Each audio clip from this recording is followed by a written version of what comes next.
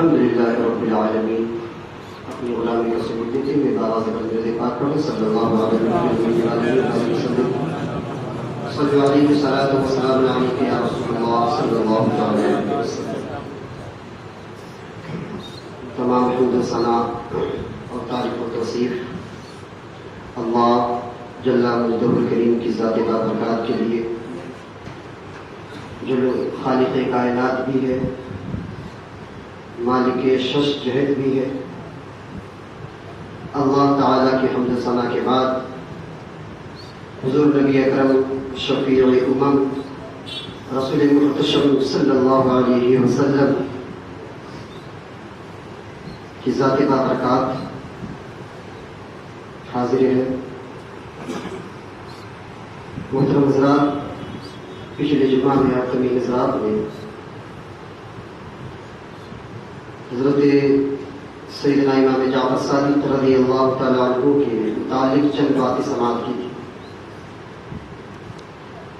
ابھی ہمارے اور آپ کے درمیان سے ایک تاریخ گزری ہے جو 22 رجب المرجب سے مرتب ہے.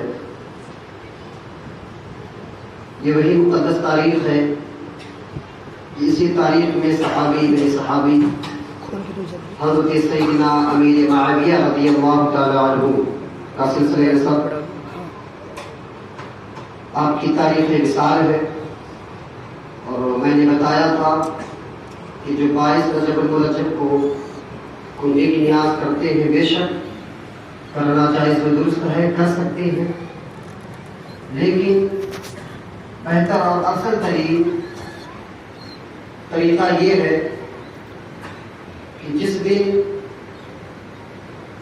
صاحب مزار کا عرس ہو یا جن کے نام سے آپ فاتحہ خوانی مرتب کریں، جس دن ان کا عرس ہو اسی عرس کے موافق اور اسی عرس کے مطابق اسی تاریخ میں ان کے نام سے فاتحہ خوانی کرائی جائے.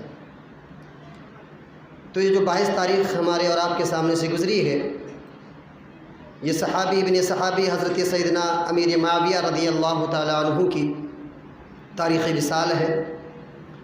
اور آپ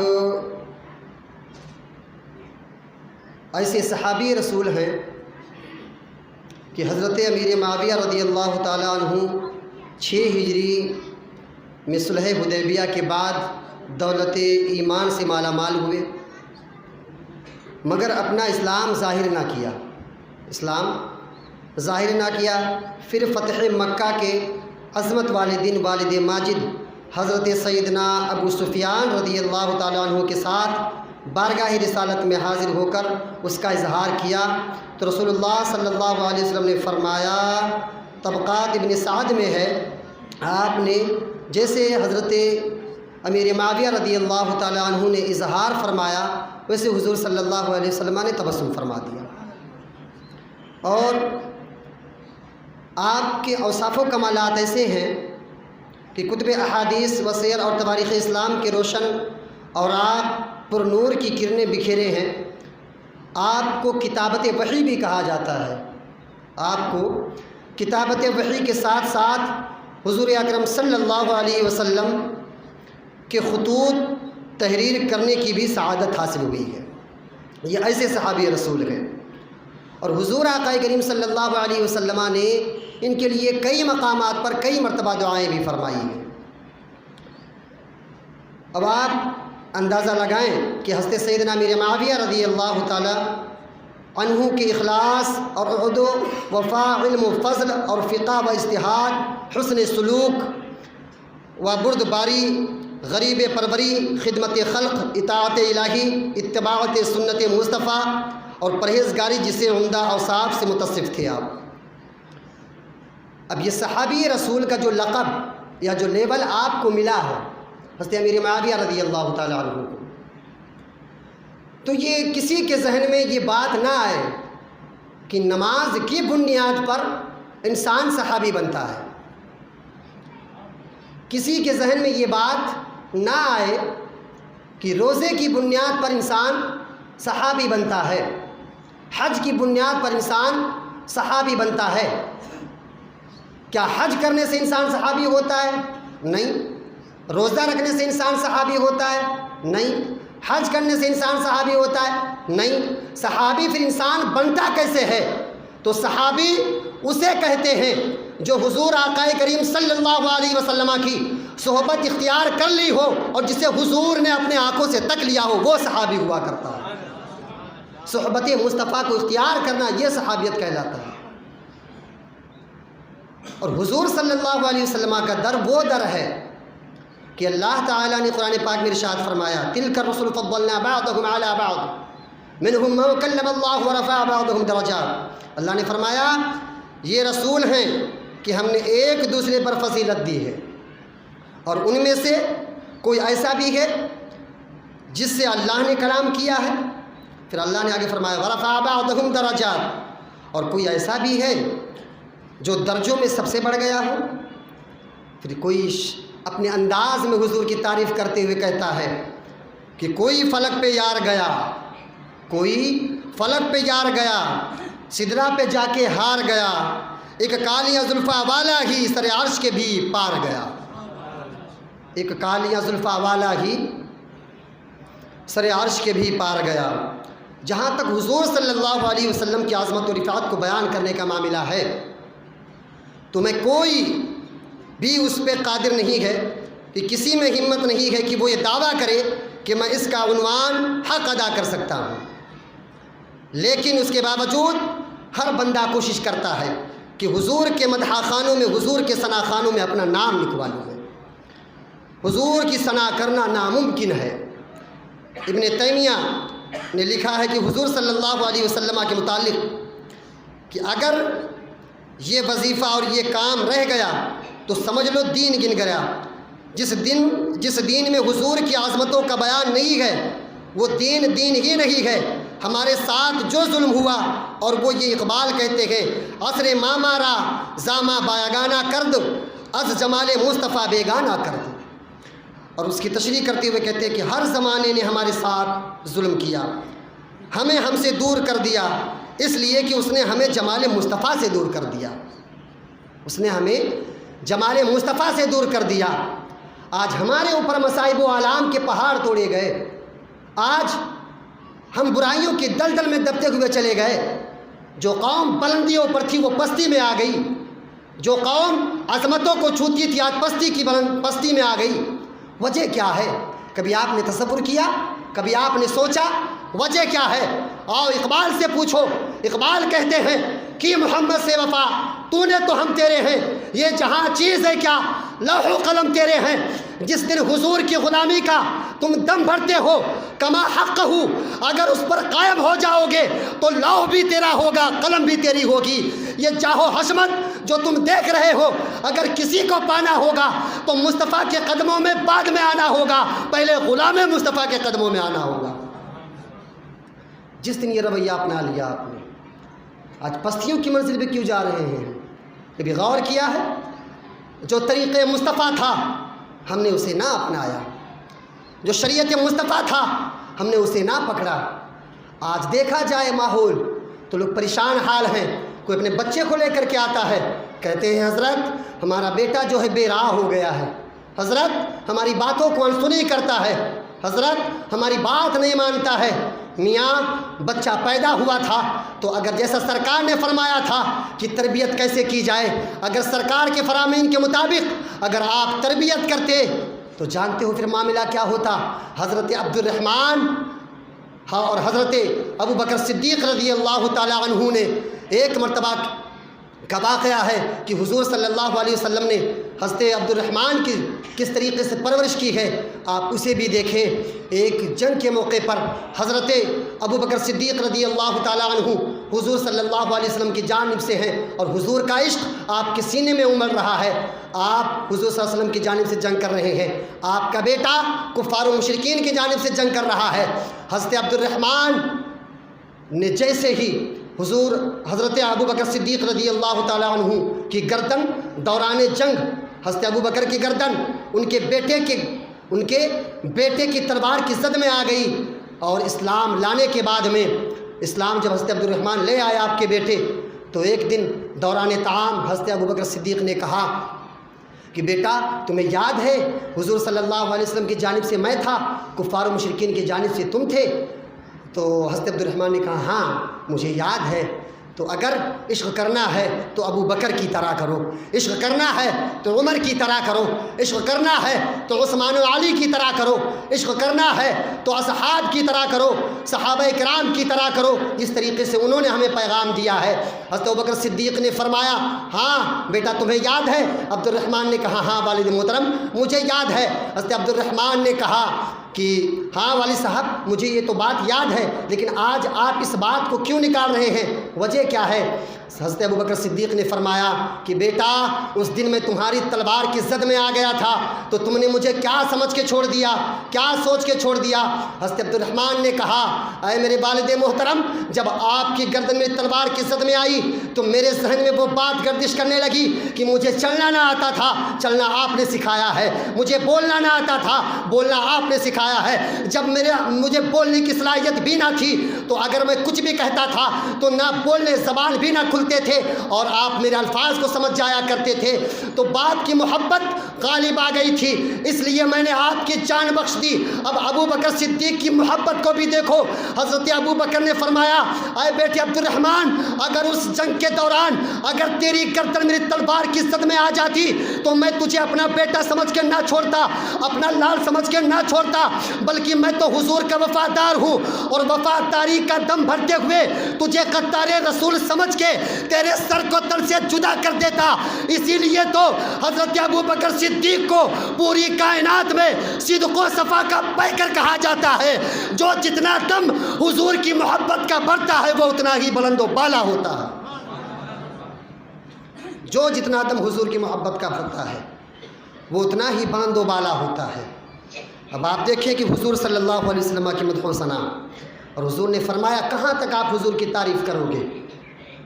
بس ان جملوں میں سنیں کہ پوری کائنات مل کر کے بھی، پوری کائنات مل کر کے بھی اگر حضور کا ذکر کرنا چاہے تو کما حقہ نہیں کر سکتی ہے، کما حقہ نہیں کر سکتی ہے، کسی میں ہمت نہیں ہے۔ اور آپ کی حیثیت ہی کیا رکھتے ہیں؟ اس امت میں کے نبیوں کے بعد سب سے بڑا شخص حضرت ابوبکر صدیق رضی اللہ تعالیٰ عنہ ہے۔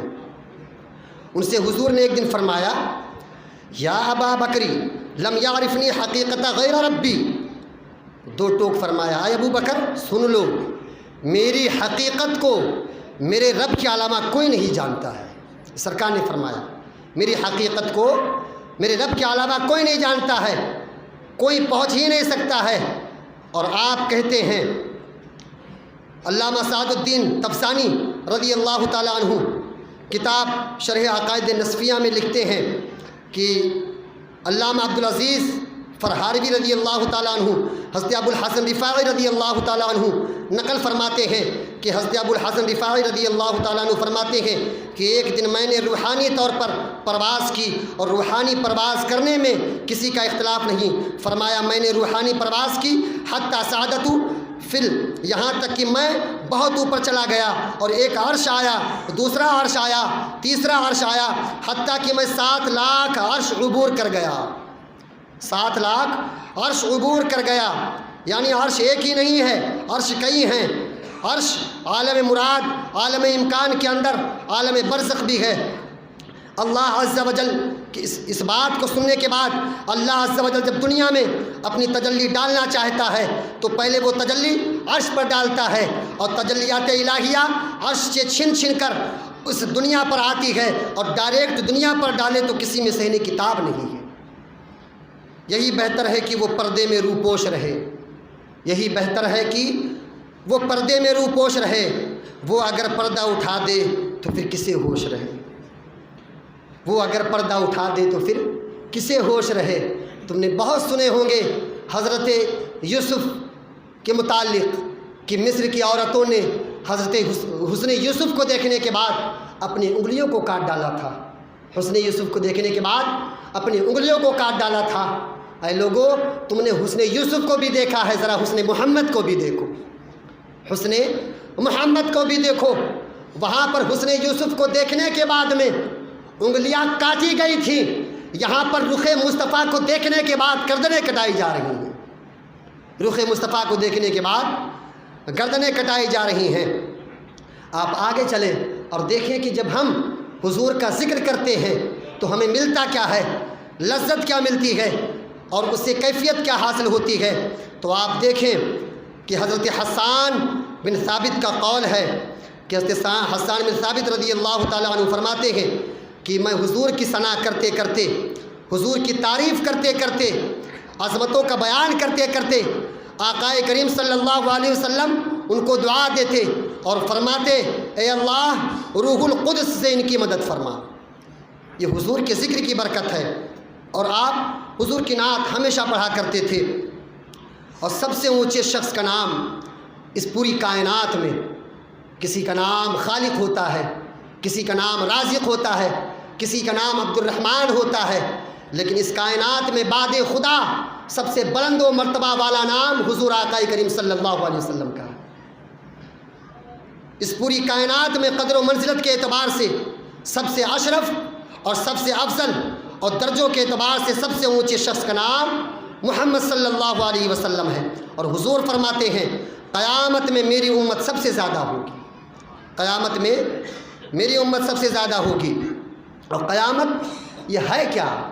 قیامت حضور کی عظمتوں کا سب سے بڑا جلسہ ہے، سب سے بڑا جلسہ ہے۔ اور حضور صلی اللہ علیہ وسلم کی تعریف و توصیف ہم بیان کرتے ہیں تو سوچتے ہیں کہ حضور کی عظمت بلند ہوتی ہے، حضور کا ذکر بلند ہوتا ہے۔ نہیں، حضور کا ذکر کر کے ہم اپنے آپ کو بلند کر لیا کرتے ہیں، اپنے آپ کو بلند کر لیا کرتے ہیں۔ حضور صلی اللہ علیہ وسلم کی امتی ہونے پر ہمیں فخر ہونا چاہیے۔ میری خوش قسمتی، میں تیرا امتی ہوں۔ حضور صلی اللہ علیہ وسلم کے پیارے دیوانوں، پیارے نبیوں نے، ہر نبی نے تمنا کی کہ حضور کی امت میں سے ہم ہو جائیں، حضور کی امت میں ہم ہو جائیں۔ ہم نے کوئی تمنا کی، کوئی آرزو کی، کوئی منت مانی، کوئی راستہ دیکھا، کوئی انتظار کیا، کوئی منت و مشقت کرنی پڑی نہیں۔ سوئے تھے، مقدر انگڑائی لے کر جاگ گئی، مسجد سے مولوی صاحب کو بلا لاؤ، گھر والے انہوں نے کان میں آ کے بشارت دی، مبارک ہو آقا کا غلام بن کے آیا ہے۔ ہر نبی تمنا کرے کہ میں حضور کی امت میں پیدا کیا جاؤں، میں حضور کی امت میں پیدا کیا جاؤں، لیکن آج ہمارا معاملہ ایسا ہوتا ہے کہ آج ہم سوئے پڑے ہوتے ہیں، ایک مولوی کو بلایا جاتا ہے اور کہا جاتا ہے کہ اس کے کان میں اذان دو اور اسے صدا دے دو کہ ہر نبی نے تمنا کی تھی امت محمد میں آنے کی، لیکن اسے بشارت دے دو رب تبارک و تعالیٰ نے اسے محبوب کا امتی بنا کر بھیجا اس دنیا میں۔ یہ ہماری خوش بختی نہیں ہے تو اور کیا ہے؟ اور سعادت مندی یہ ہے۔ اور ہم حضور صلی اللہ علیہ وسلم کے نام کو جتنا جپیں اتنا کم ہے۔ امام غزالی نے تو ایک بہت بڑی بات اور خوبصورت بات کہی۔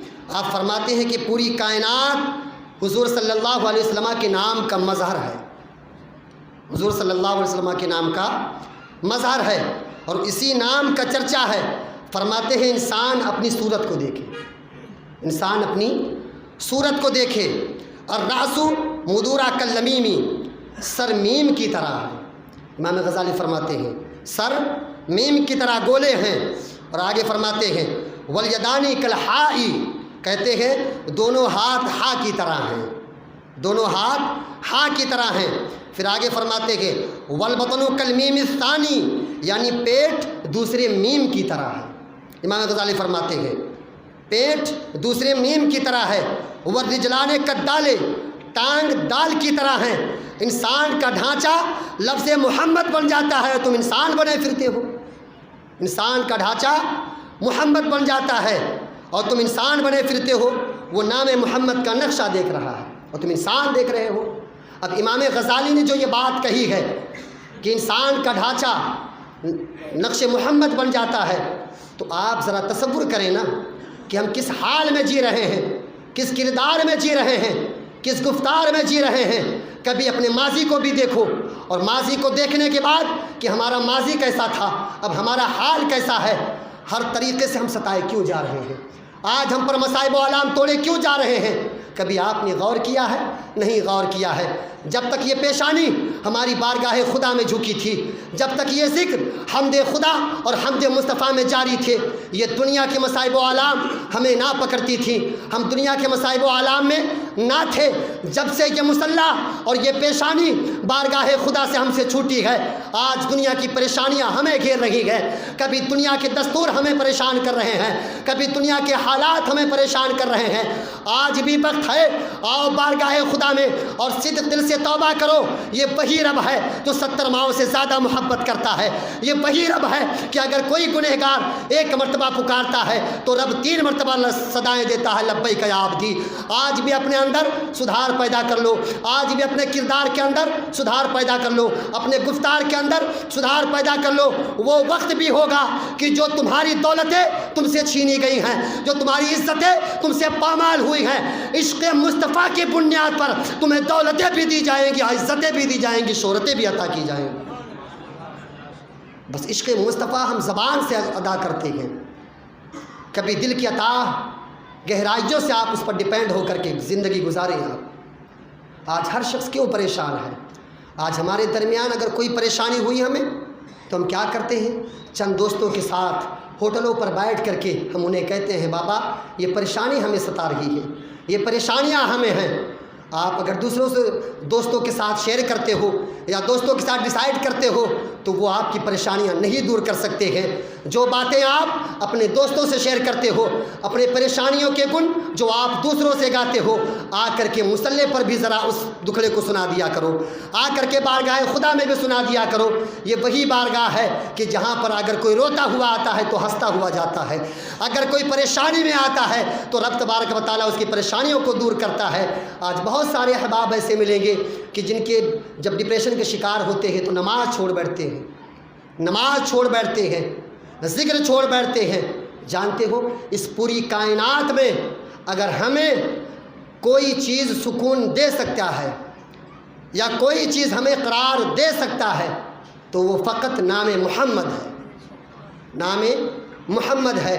آپ حضور صلی اللہ علیہ وسلم کا ذکر خیر کرتے ہو تو آپ کے ذہن میں یہ بات بھی ہونی چاہیے کہ ہم جس کا ذکر خیر کر رہے ہیں وہ ہمیں ملاحظہ کر رہے ہیں، وہ ہمیں دیکھ رہے ہیں۔ آج حضرت امیر معاویہ رضی اللہ تعالیٰ عنہ کی شان جو میں نے آپ کے سامنے بیان کی ہے، آج ان کو جو مراتب و مرتبہ ملا ہے کسی اور کی بنیاد پر نہیں، نماز روزے کی بنیاد پر نہیں، حج و زکوٰۃ کی بنیاد پر نہیں، اگر یہ شرف ملا ہے آپ کو تو عشق مصطفیٰ کی بنیاد پر ملا ہے، عشق مصطفیٰ کی بنیاد پر ملا ہے۔ اب آپ دیکھیں کہ حضور صلی اللہ علیہ وسلم اس کائنات میں اسی کا ذکر ہو، اسی کا ذکر سب سے زیادہ ہونا چاہیے جس کا ذاکر خود خدا ہو، جس کا ذاکر خود خدا ہو۔ اور مصطفیٰ کی واحد ایک ایسی ذات ہے جس کا ذاکر خود خدائے رب قدیر ہے، خود خدائے رب قدیر ہے۔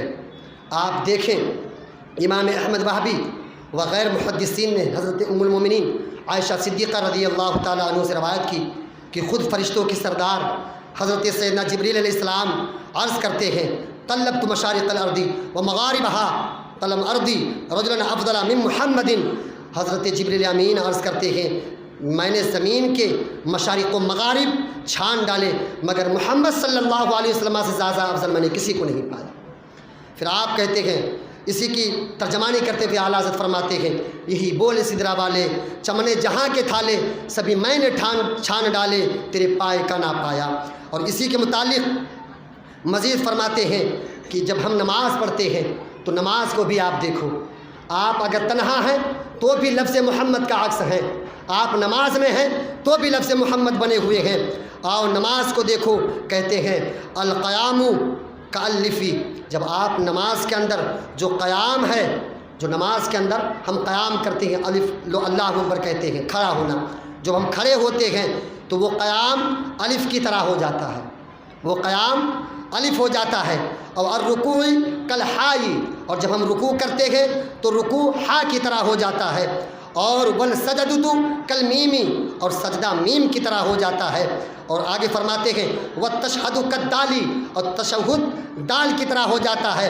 پوری نماز جب آپ پڑھیں گے عشق مصطفیٰ میں مستغرق ہو کر کے تو آپ کو خیال ہوگا کہ پوری نماز لفظ احمد کا نقشہ بنا ہوا ہے، پوری نماز لفظ احمد کا نقشہ پیش کر رہی ہے۔ تم نماز پڑھ رہے ہو، وہ نام احمد کا نقشہ دیکھ رہا ہے۔ گلی گلی میری یاد بچھی ہے، پیارے رستہ دیکھ کے چل، مجھ سے اتنی وحشت ہے، میری حدوں سے دور نکل۔ یہ ساری باتیں بتانے کا مقصد یہ ہے کہ آج ہم اگر کسی دنیا دار کا ذکر کریں گے، آج خفا ہوگا، کل خوش ہوگا، کل خفا ہوگا، پھر خوش ہوگا، پھر خفا ہوگا، پھر خوش ہوگا۔ واحد ایک ایسی ذات ہے جو ذات محمد ہے کہ اگر اس کے در پہ دکھڑا لے کر کے آیا جاتا ہے تو کبھی منہ نہیں پھیرا کرتا ہے، کبھی منہ نہیں پھیرا کرتا ہے، کبھی دامن نہیں بچایا کرتا ہے۔ پھر صدا آتی ہے کہ میرے امتی، اللہ تعالیٰ نے تجھے میرے لیے ہی بنایا ہے۔ وہ قیامت کے منظر کو بھی یاد کرو کہ سارے نبی ہوں گے لیکن تمام نبی حضور کی جانب اشارہ کریں گے تو حضور فرمائیں گے ہاں ہاں آؤ، میں تمہاری شفاعت کروں گا۔ وہ لمحہ بھی یاد کر لیا کرو، وہ وقت بھی یاد کر لیا کرو۔ ہم نماز پڑھے تو نقشہ احمد بنے، ہم چلے، ہم بولے تو ہماری سیرت و گفتار ایسی ہونی چاہیے کہ جب ہماری زبان کھلے تو حضور کی حمد و ثنا کرتے ہوئے کھلے، اور جب ہم کوئی الفاظ بولے تو حضور کی شریعت کو دیکھتے ہوئے بولے، حضور کی باتوں کو مد نظر رکھتے ہوئے بولے۔ کیونکہ میاں زندگی کا کوئی بھروسہ نہیں ہے، زندگی کا کوئی وقت متعین نہیں ہے کہ کب آپ پر آ جائے۔ وہ رب تبارک و تعالیٰ کے علم میں ہے کہ آپ کو زندگی کب تک ہے، آپ کو موت کب آنی ہے۔ تو یہ موت کا فرشتہ ہم پر آنے سے پہلے ہمیں اپنے آخرت کی تیاری کر لینی چاہیے، اور آخرت کی تیاری اسی وقت ہوگی جب ہم دنیا کی محبتوں سے ہٹ کر کے حب دنیا اپنے دل سے نکال کر کے حب رسول اللہ اور حب اللہ میں زندگی گزاریں گے۔ اللہ رب العزت ہم تمامی حضرات کو عشق مصطفیٰ میں جینے کی اور عشق مصطفیٰ میں مرنے کی توفیق و رفیق عطا فرمائے۔